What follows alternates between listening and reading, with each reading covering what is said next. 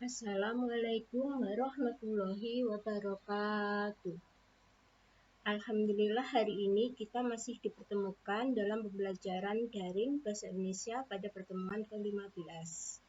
Bagaimana kabar anak hebat soleh soleha Ustazah?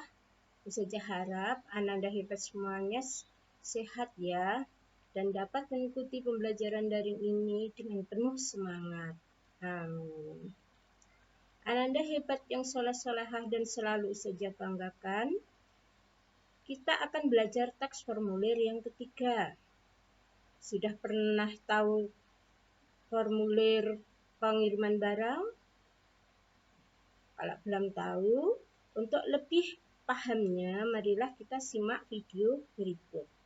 Tetapi sebelumnya, marilah kita bersama-sama membaca basmalah. Bismillahirrahmanirrahim. Kita simak ukhrawi berikut ini. Dan apabila kamu berkata, maka hendaklah kamu berlaku adil, kendatipun ia adalah kerabatmu, dan penuhilah janji Allah. Yang demikian itu diperintahkan Allah kepadamu agar kamu ingat. Jadi apabila kita berkata-kata sama seseorang, kita berkata-kata yang benar, ya. Tema 5, wirausaha. Subtema 3, ayo belajar berwirausaha. Sekarang kita akan belajar fokus materi Bahasa Indonesia. Teks formulir 3 dengan KD 3.6 dan KD 4.6. Tujuan pembelajaran. Setelah memperhatikan tayangan video, peserta didik dapat 1. Mengidentifikasi jenis teks formulir. 2. Mengidentifikasi jenis formulir pengiriman.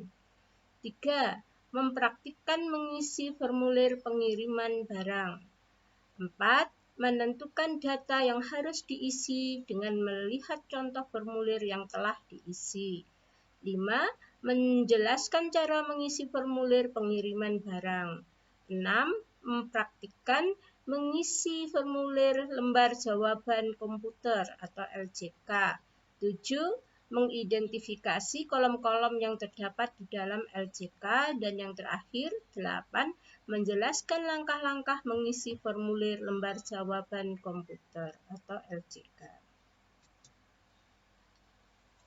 Mengidentifikasi jenis-jenis teks formulir.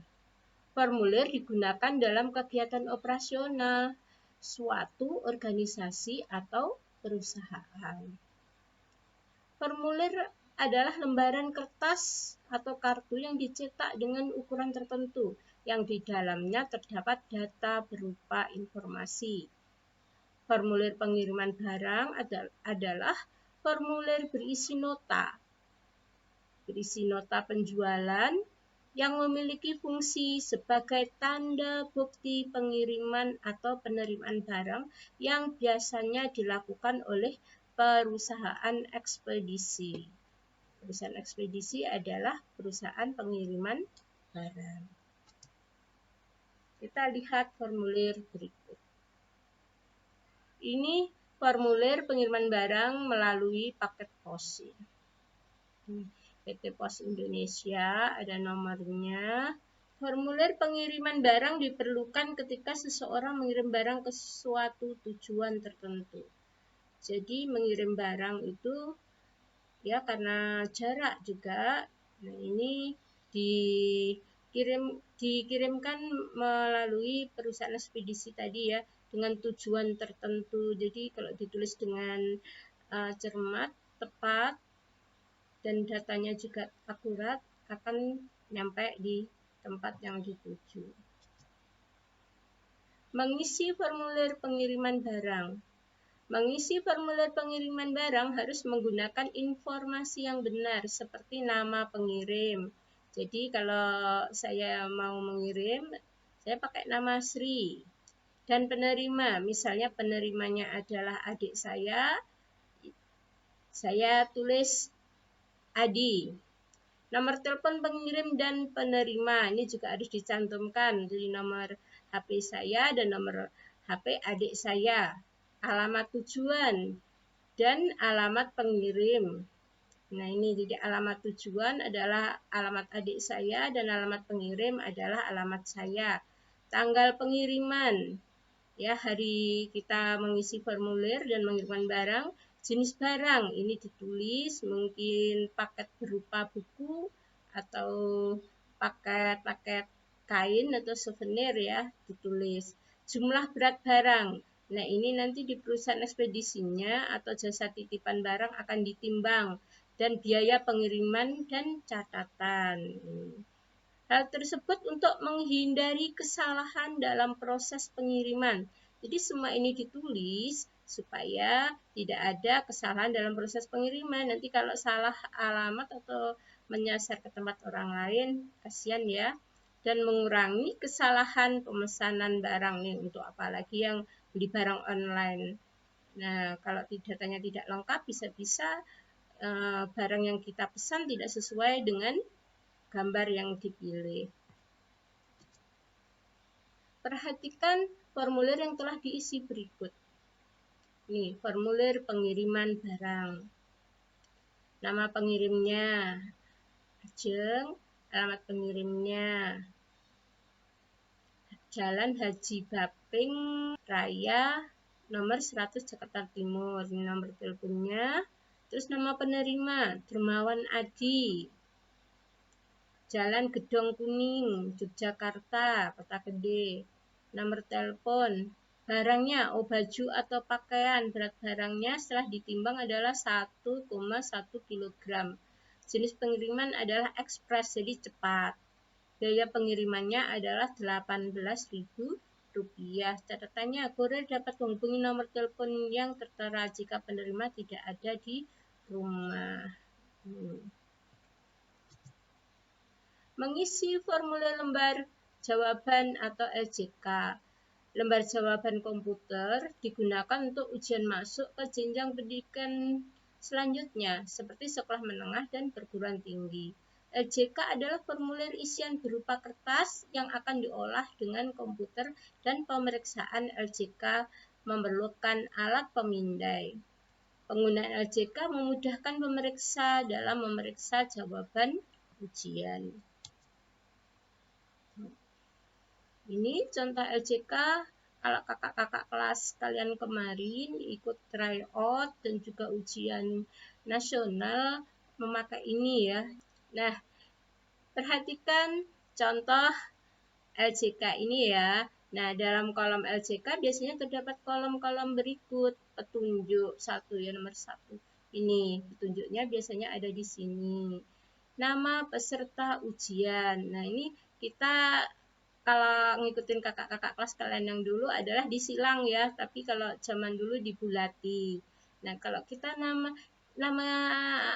Ananda misalnya Zahra, Z A H R A, yang Z kita cari yang Z di mana? Oh, biasanya di bawah sini. Ini disilang. A, huruf A yang disilang, jadi tidak disilang semuanya, tetapi yang disilang adalah sesuai dengan huruf yang ada di kotak-kotak ini. Jadi setiap itu dikasih satu jarak kotak ya, misalnya Zahra Amelia, nah gitu ya. Jadi habis Zahra satu kotak kosong, Amelia. Ini diurut, kalau A ya yang disilang A, kalau M yang disilang juga M, begitu seterusnya. Nomor peserta ujian ini ada di sini biasanya, ini nomor pesertanya. Sama kalau misalnya 0841 ya yang disilang juga 08. Jadi nomor yang angka yang lain tidak perlu disilang. Tanggal lahir ini biasanya memakai kalau angkanya kurang dari 10, jadi 09, 07, atau 08, dan seterusnya. Bulan, kalau bulannya juga kurang dari 10 atau November, jadi pakai 01, 02, 03 dan seterusnya. Tahun memakai yang belakang. Jadi kalau 2008 ya 08. Tuh. Nama mata ujian ini disilang. Tanggal ujian ada. Tanggal ujian biasanya ya ada di sekitar sini ya. Terus ada tanda tangannya juga. Nah, pilihan ganda untuk jawaban. Ini jawabannya ada di bawah. Biasanya kalau tanggalnya itu ada di dekat tanda tangan. Langkah-langkah mengisi formulir lembar jawaban. 1. Untuk mengisi LJK kita memerlukan pensil 2B yang agak tumpul karena yang runcing bisa merusak LJK. Kalau pensil yang lain bukan 2B, takutnya tidak bisa dipindai, jadi jawaban kita tidak jelas, tidak terbaca. Nomor 2. Setelah itu periksa LJK apakah ada bagian yang rusak.